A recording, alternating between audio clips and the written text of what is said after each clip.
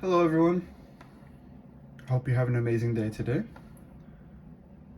I want to start out, before we get to the reading, I just have a quick question. To anyone listening, whether you're a seasoned Christian, or you're brand new, or you're not a believer at all, have you ever felt God nudge you?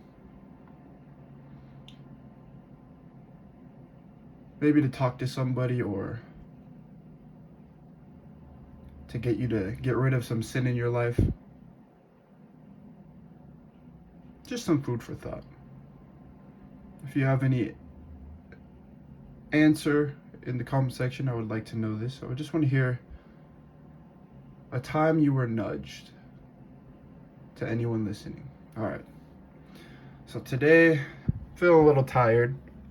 So we're going to read Matthew chapter 17 and chapter 18. So let's start here. 6 days later, so this is the Transfiguration. 6 days later, Jesus took with him Peter and James and his brother John and led them up a high mountain by themselves.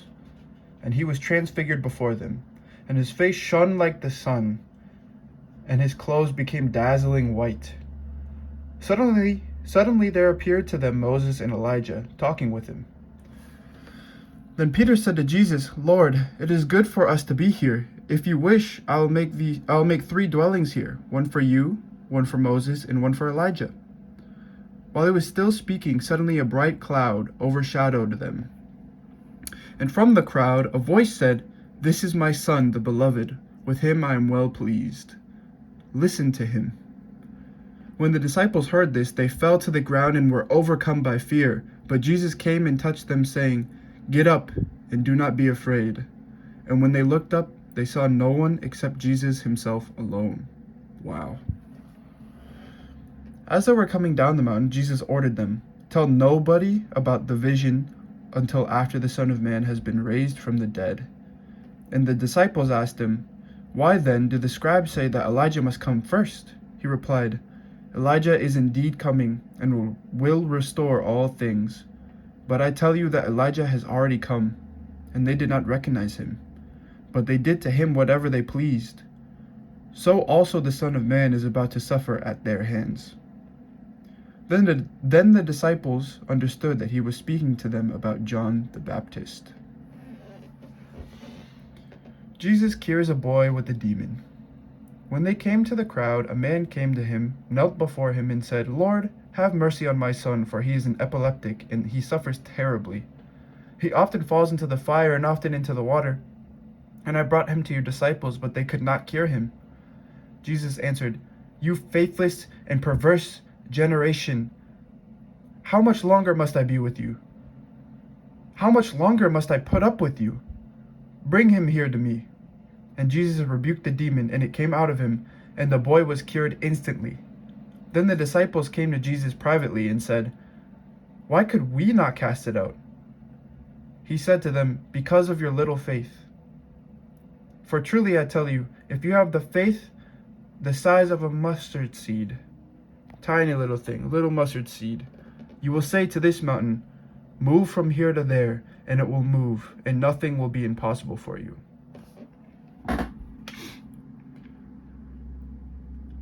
As they were gathering in Galilee, Jesus said to them, "The Son of Man is going to be betrayed into human hands, and they will kill him. And on the 3rd day he will be raised." And they were greatly distressed. Ooh, the temple tax. When they reached Capernaum, the collectors of the temple tax came to Peter and said, "Does your teacher not pay the temple tax?" He said, "Yes, he does." And when he came home, Jesus spoke of it first, asking, "What do you think, Simon? From whom do kings of the earth take toll or tribute?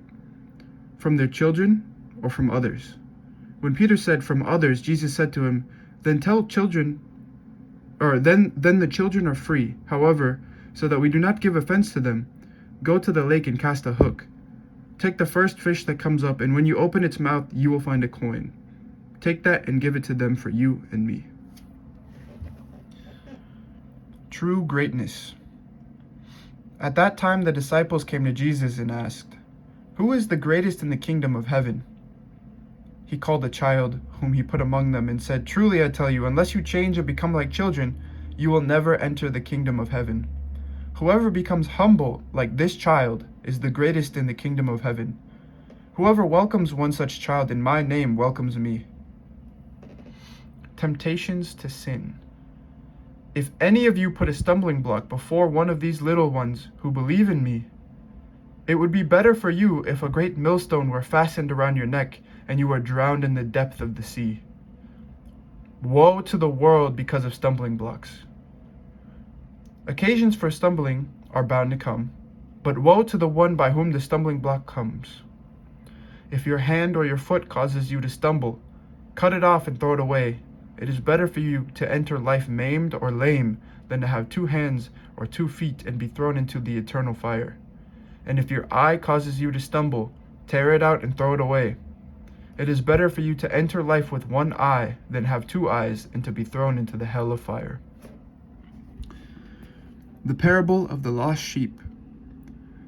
Take care that you do not despise one of these little ones, for I tell you, in heaven their angels continually see the face of my Father in heaven.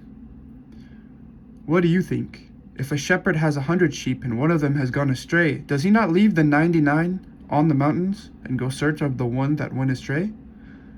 And if he finds it, truly I tell you, he rejoices over it more than over the 99 that never went astray. So it is not the will of your Father in heaven that one of these little ones should be lost. Reproving another who sins. If another member of the church sins against you, go and point out the fault when the 2 of you are alone. If the member listens to you, you have regained that one.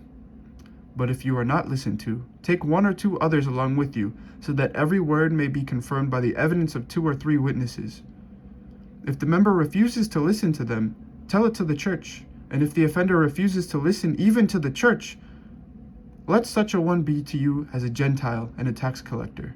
Truly I tell you, whatever you bind on earth will be bound in heaven, and whatever you loose on earth will be loosed in heaven.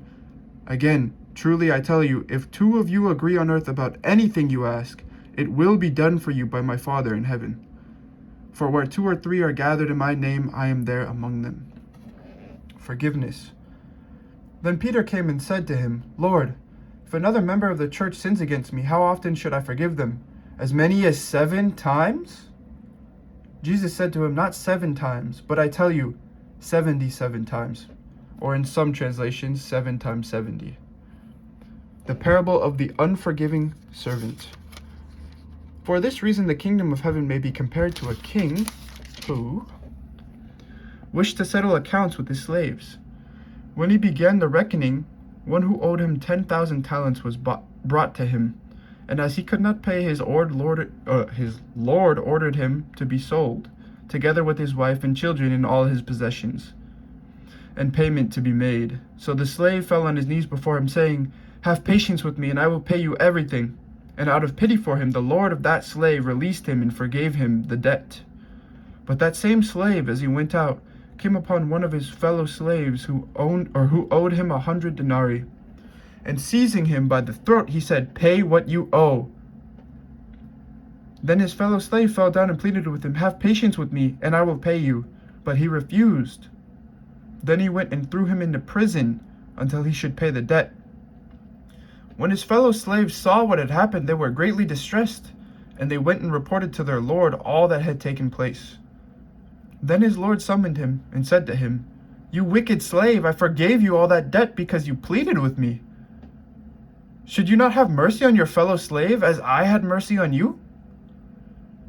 And in anger his lord handed him over to be tortured until he should pay his entire debt. So my heavenly Father will also do to every one of you if you do not forgive your brother or sister from your heart. Wow. So this has been the word of the Lord. Thanks be to God. Wow, look at that. Don't be a hypocrite, right? Temptations to sin. Again, this is from the Sermon on the Mount, right? Temptation to sin. Cut off your hand if it causes you to sin, right? Forgiveness. Forgive infinitely.